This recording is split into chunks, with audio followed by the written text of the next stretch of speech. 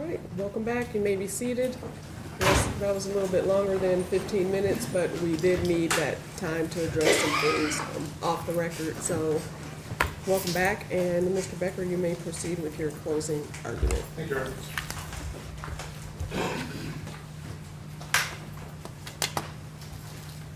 Second-degree murder. That's what this case is about. You've all been fully aware of this now. We've been paying attention, asking a lot of questions, but it comes down to a very important decision. Or is anything more important than this? A murder. Somebody died. And I hope we aren't getting calloused. And callousing is the fact that how many times do we watch a video of another person, Patrick, dying over and over and over again? It wasn't TV, it's not movies. This is a real man, a human being, who was shot in the back of the head back in April of 2022. We watch it over and over. He's got a family, he's got loved ones. So I hope we're not callous, it's just something we see because we somewhat get immune to somebody dying over and over and over again. And we try and take a rational kind of look at it. And I think the other thing, when you look at it, it's a serious crime, but it's got one of the more simple elements, if you will. Because it boils down to just a few elements. There's a lot of the crimes you're not aware of, but elements are what we have to prove beyond a reasonable doubt. And so when it starts off, we talked about over and over again, this is the first element. Patrick died because of a gunshot wound to the head that the defendant did to him. And so that the other part is, yes, this is also about him, about what he did. Because Patrick is no saint. I'm not going to sit here and argue Patrick was a saint. He was drunk driving. He was resisting. He was driving without a driver's license. None of those are executable offenses. There are ways to deal with it. It's just because he committed a felony, he could commit 20 felonies. He could have had other felonies. It doesn't mean he deserved to die or he has to die. That's for juries. That's for other things down the road. The other thing is, I'm not going to sit here and say he's a horrible person. Yeah, he's got a great family. We heard about how he's an All-American, grew up in Grand Rapids. Yeah, that's wonderful. That's great. It's also fairly irrelevant. Because you don't compare, okay, one's good, one's bad, we'll just throw it up there. You have to base the case based on the facts. You'll hear from the judge that sympathy or prejudice shouldn't play any role in your decision. So you've got to base your decision on the facts that were here, the facts that were what the witnesses said, the videos, all the policies and procedures. That's what you have to base it on. Not, well, he's a hometown boy and want to do good, and we've got this bad guy who's drunk driving. It's not that simple. It is simple in terms of the elements, though. Clearly, the defendant killed Patrick back in April. And he had an intent to do so. Because part of the instruction you hear, there's maybe 3 different states of mind. But I'm going to stop at the first one. There was an intent to kill. And the intent to kill, please don't get wrapped up. Nobody's saying that when we left that morning that he intended to kill somebody.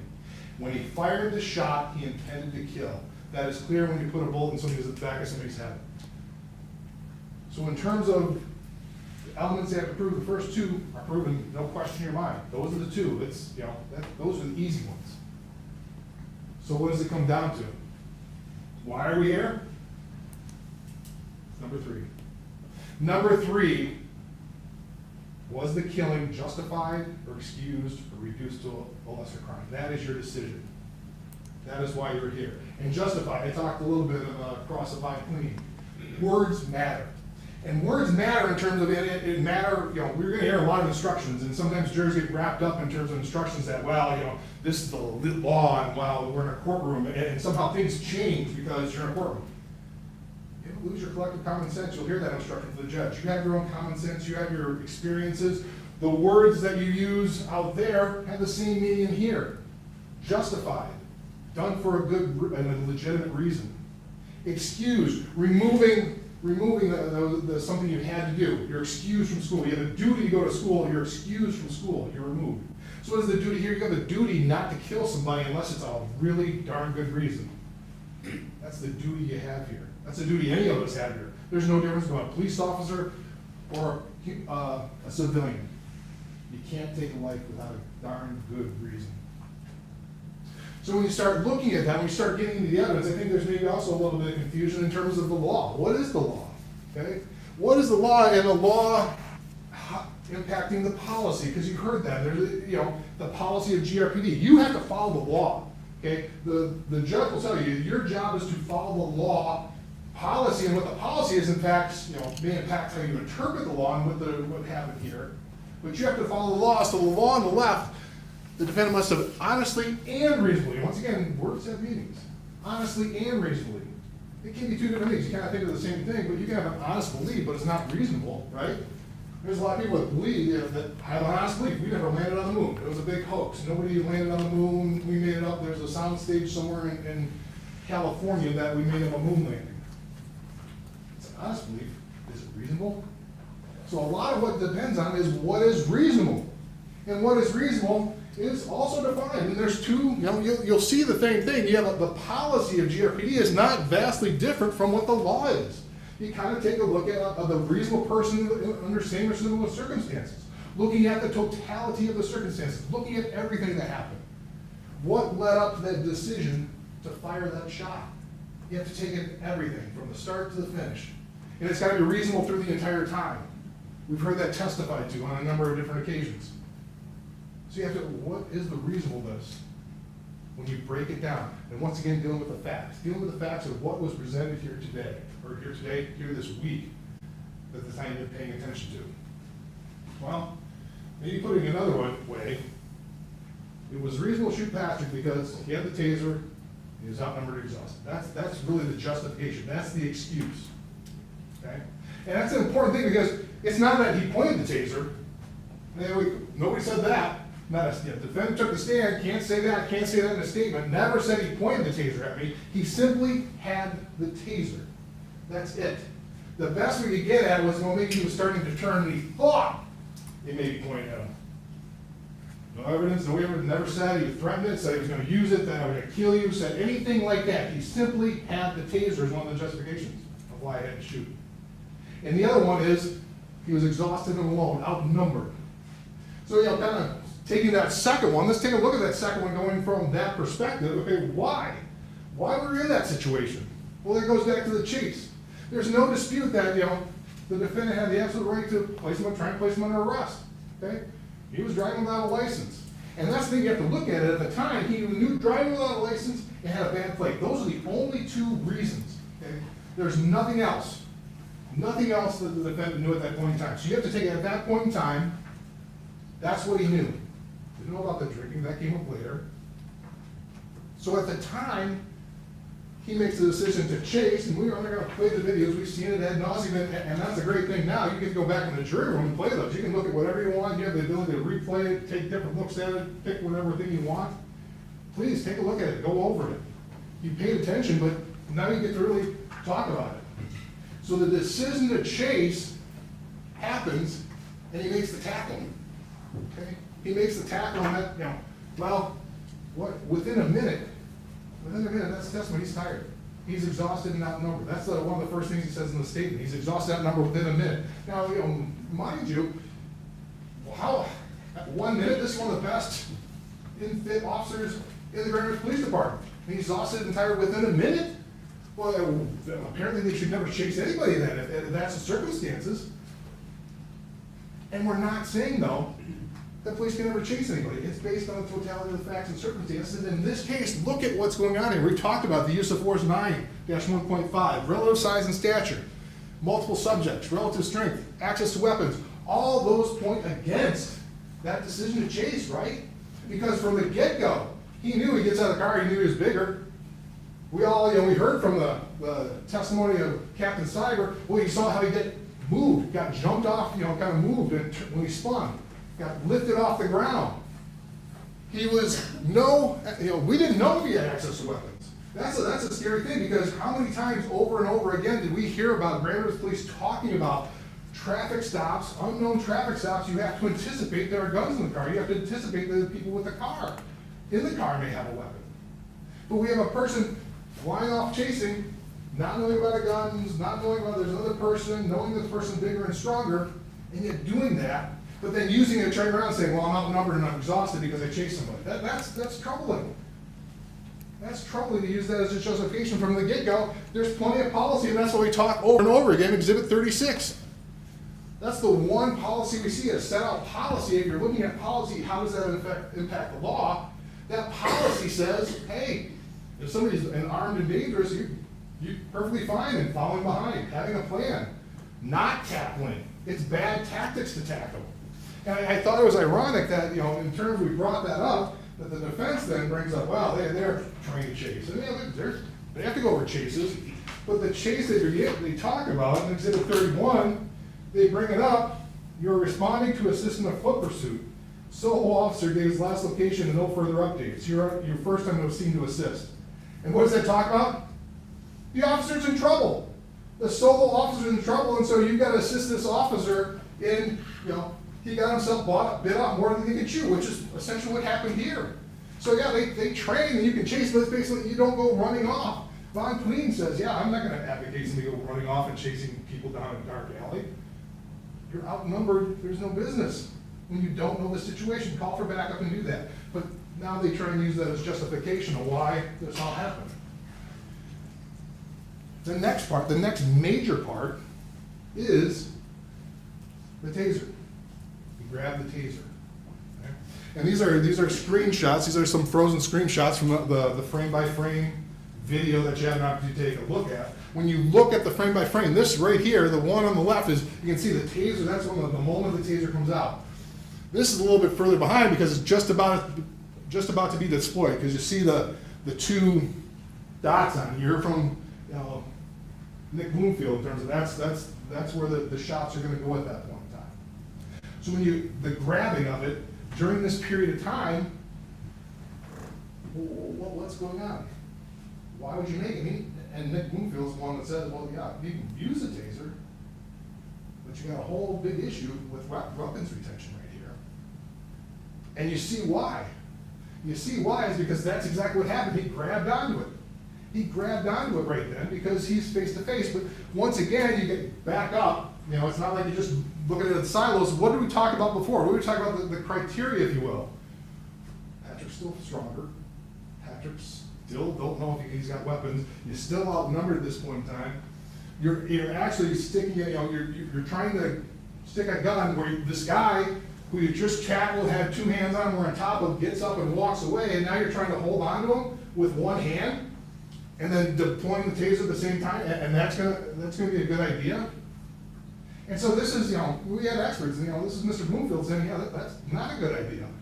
And you kind of see why that happened, but it also, once again, talks about policy going against, what does TASER say? This is from the PowerPoint. We go over the PowerPoint. Here's what TASER says about it, is that, employ other force options or disengage. Okay? So, Patrick did a bunch of dumb, bad things, but that, the defendant did some things that led to this firing a shot, and he's using those as justifications. Well, this all happened. Ergo, I get to use deadly force. And that's where you get into Professor Stoughton and Nick Bloomfield. They're the ones, they don't disagree with everything that happened here. Yeah, you can get pulled over. Yeah, you got a right to arrest. But in these certain critical areas, there are critical mistakes that occurred here that a reasonable officer, not using 2020, a reasonable officer wouldn't have made those same decisions.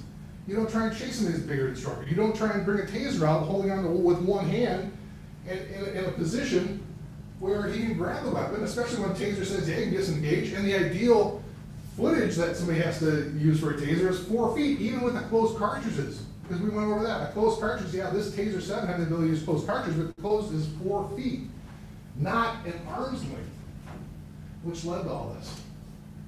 So looking at the totality of the circumstances, you justify, well, I used a taser, I chased somebody, so I had to use, and I shouldn't have, but I had to kill him then.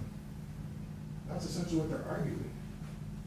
So one of the things you also have to look at is the imminent threat analysis. And this is kind of interesting because one of the things you hear in terms of all the witnesses, the experts on both sides, Von Clean and Professor Stoughton on both sides, they kind of use the same analysis, right? They talked about this. The imminent threat means intent, opportunity. Okay? I think there's a motive. I think Von Clean had motive. There's a similar thing. So if you think about that, when does Patrick prove an imminent threat? When does that happen? Well, once again, you just don't, use the defendant's statement, because, okay, he didn't testify to this, but take a look at the statements. Those are exhibits 39, 38, 39, the last two things I just admitted. Because when you go back and I cross-examined on him, in terms of what did he think was going on, what was going on at the time, Patrick's trying to get away. Because these are his statements. He began to walk away, he proceeded to turn away, he ran away from the stop, he would not comply with commands and continue. That's, I think, the last two are the key. Continue to move his arms and legs in an attempt to get away. From the get-go, all this time before the taser grab, he's got the idea, yeah, Patrick's trying to get away. That's the defendant's perspective. That's what he says in his statement back in April of 2022. Okay, Patrick's not threatening me. Patrick's not taking a swing at me. Patrick's trying to get away. That's the whole basis. Even when it comes to the taser. And that's the thing, that's the key moment, okay? That's maybe that's where the, okay, something more's happening here. He puts his hand on the taser. What is the defendant's impression? The defendant's impression is he moved it so he'd not be struck. And that also compares when you think about, you start comparing, you compare the witnesses. What do the other witnesses say? What does Wayne Butler, the neighbor? Wayne says from the get-go, yeah, Patrick's trying to get away. Wayne says, yeah, he's trying not to get tased. That's the whole thing. It's not an expert. That's just a normal civilian. A neighbor sitting there watching everything. He's not trying to get tased. You can tell that. That's a lot of what Seth, Professor Stoughton and Nick talk about. There's an intent to flee. There's no intent to harm. There's no assault going on here. He's trying to get away. You don't get to shoot somebody because they're trying to get away. That's not a justification. That's not an excuse. That's what the law is. And that's what the impression of everybody here, including the defendant, because that's a statement. So when you start looking at it, has the ability to have an intent to do great bodily harm. That's the imminent threat analysis. When does that start? Was it here? Because once again, you get to look at the pictures now, because right here, clearly, that one on the far side, he's moving away from him. That's obvious to everybody. So why now, just because he's got his hand on the taser, is he going to use it against him? He never threatened him. He's never tried to swing at him. And you go back to these. Look at the first two. He's got plenty of opportunity, right? He's arm's length away. Both hands are open. Take a swing, punch, do something. Grab the taser, get away from him. So once again, how does a reasonable officer in this situation think I'm going to die? When a guy who's done nothing more than keep trying to get away from you, to keep trying to walk away from this. How does a reasonable officer get that out of this? And then you go to, and these are exhibits from the body cam, or excuse me, the cell phone video. You hear about, Professor Stone and Nick talk about, their opinion, based on generally accepted police practices, was that a reasonable officer in this situation would not make the decision to fire. And what do they say? One of the reasons is, he was never in a good Patrick was never in a good tactical situation. And look at this. This is a good tactical situation when you're on the ground. He's on his back. Take a look at that. He's flat on his back with the taser at his side. Okay? He's not. And once again, what does Wayne say? Wayne kind of says the same thing. Wayne's not, once again, not an expert, saying he's winning. The defendant's winning, I think he said. There's nothing coming from Patrick. Okay? Right here, this is the one thing they point to. Right here, just before the shot was fired, his legs get lifted off. His legs get lifted off the ground, but within a little over 10 seconds, he's back on the ground. So you break it up. So until the taser's grabbed, we have the defendant saying, yep, he's trying to get away. What happened in the next minute, 10 seconds approximately, that would make a reasonable officer think he's going to die? What did Patrick do? What did he do? He grabbed on the taser. That's the sole justification. He grabbed on the taser. Didn't point, didn't threaten, didn't say anything else. Once again, didn't throw any punches, didn't do anything like that. So why is a reasonable officer going to think, and that's exactly what Professor Stoughton and Nick said, a reasonable officer wouldn't have come to that conclusion. Generally accepted police practices, and generally accepted police practices are Grand Rapids policy.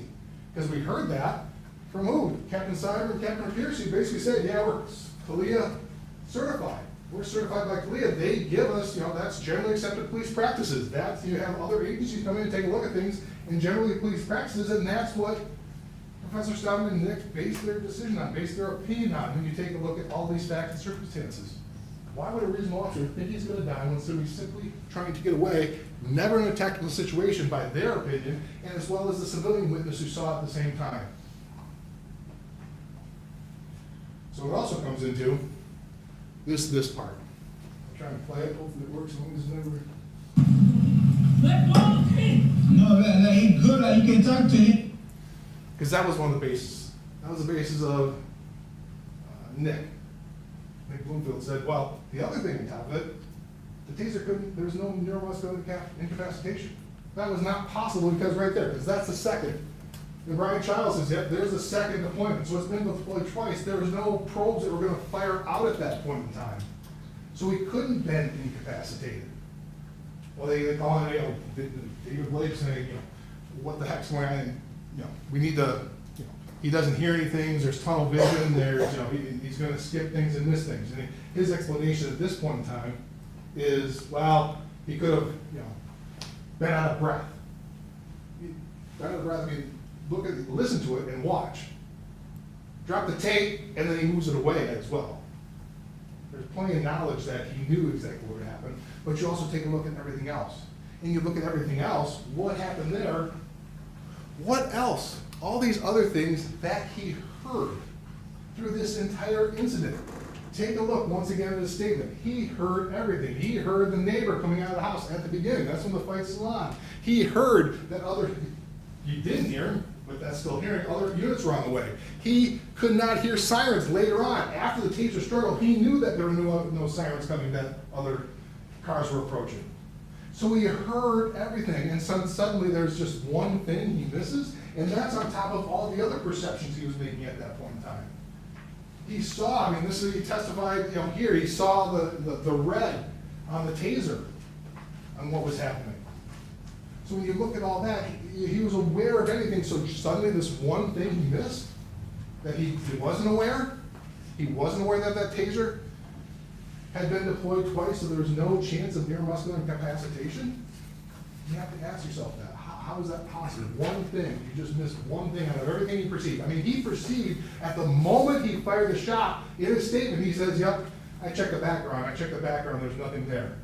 So it's not like he says, I don't remember what happened. He says, yep, I was checking everything, I saw everything, I heard everything through this entire incident. So there's knowledge there that the taser was not able to be fired that would cause NMI.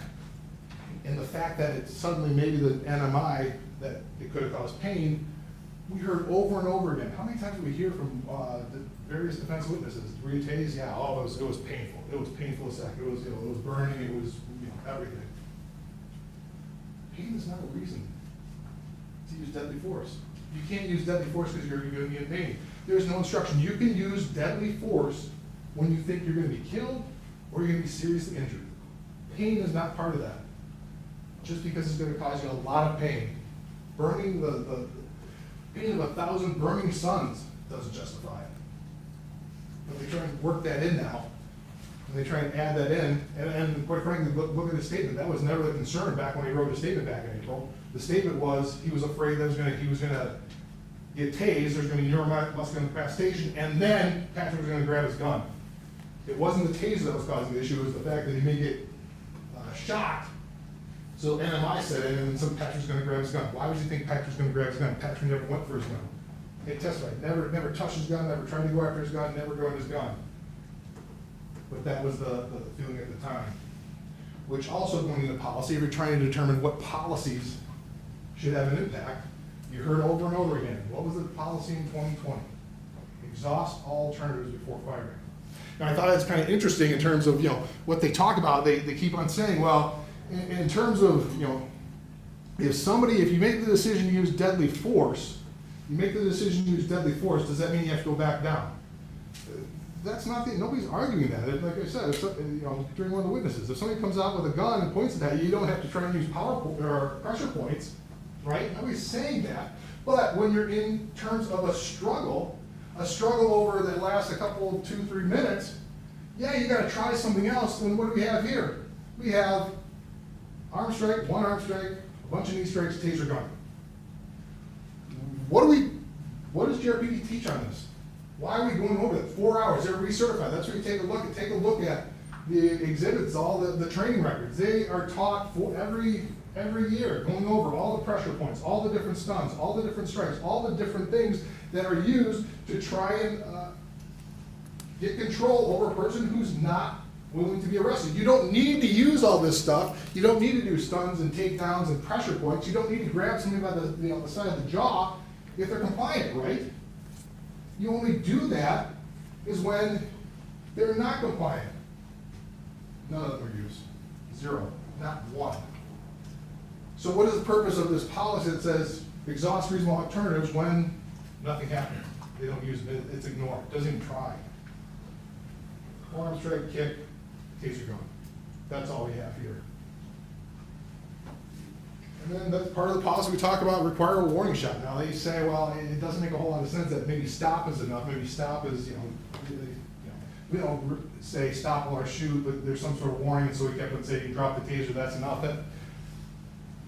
That scene doesn't, that once again flies in the face of the policy that says is a warning shot must be given, or a warning shot, warning must be given before firing the shot after you exhaust all reasonable alternatives. None of them were exhausted. There was no really warning. It was just a shot in the back of the head from a guy who was trying nothing more than to get away. There was no threat there. He wanted to get away. Whatever reason, he wanted to get away. We don't know why. We don't know why he made that decision. He was drunk. That could have played a role. But that didn't mean he should die on that day. So when you look at it, a lot of what we are basing on, yeah, it's two experts. Our two experts, Professor Stott and Nick Bloomfield. And they based it on generally accepted police practices. What would reasonable officers do under this situation? And when you look at it, they take a look at the whole thing. As you look at it, there's I think Professor Stott said, yeah, there's an imminent threat. A reasonable officer would think there's an imminent threat of somebody trying to get away, but that's very different than an imminent threat of somebody trying to kill or hurt or injure somebody. Those are two different things. And once again, that's also backed up when the one civilian who really saw everything here, Wayne Butler, he kind of said the same thing. There was no evidence that Patrick was trying to hurt or do anything. He was trying to get away. The primary act was resistance, an attempt to hit harm, and he didn't do harm. I think that's an important thing. There's a fight to the death, and that's why I showed those pictures. There's a fight to the death, and the most injured, you got maybe some redness on his wrist. You're in a fight to the death, and they keep on talking about a fight. How is a fight? Once again, a fight is defined as throwing punches, doing something else. This was a wrestling match. The most I could say, all the witnesses said this was active aggression. Okay? He was pulling away, he was wrestling. The only thing we could say is, well, potentially, maybe, he could have. The defendant thought maybe he was going to turn and fire the taser. There was never a tactical advantage. That's what they said. Never a tactical advantage, so why would you think that you need to do it at the moment and fire that shot? Because what had happened over and over again. You saw Patrick try to get up once, but then it shut it down. Patrick got up again, what did he do? He walked away. So this time when Patrick's trying to get up again, he gets shoved down. Watch the video. Take a look at that video. He gets shoved down again. He never got up, fully walked around the second time after they went to the ground on the taser. They were wrestling. Patrick went to get up, he was shoved on the ground, and that's when the fatal shot was fired. The defendant had tactical control. The defendant was on top of him the entire time. Why would you think you needed to use deadly force under these circumstances? So what happens? If it's not reasonable, it's not lawful self-defense. That's the only thing that justifies it. That's the only way we get out of here without a verdict of guilty under these situations. There's not a reasonable officer that think that Patrick was trying to kill him based on what was here. So what does that mean? The defendant's guilty. This is a traffic stop. At the time the defendant knew what was going on. It was for a bad plate and no driver's license. What out of all this made him think he was going to die? He had his taser? That's not enough. He was tired. Yeah, he was tired. That would be great. You don't need to beat over the head that he was tired. He was tired because he put himself in that situation. no reasonable officer that would think he was gonna die based on the facts and circumstances here. So the verdict that must come at the end is guilty of second degree murder, and that's what I asked you to return the verdict of such. Thank you. All right, Mr. Borgola. Thank you, Your Honor.